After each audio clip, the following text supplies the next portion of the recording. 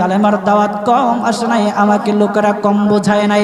ওগো আল্লাহ, তুমি আমাকে মাফ করে দাও। মাফ না করলে কোথায় যাব, কার কাছে যাব?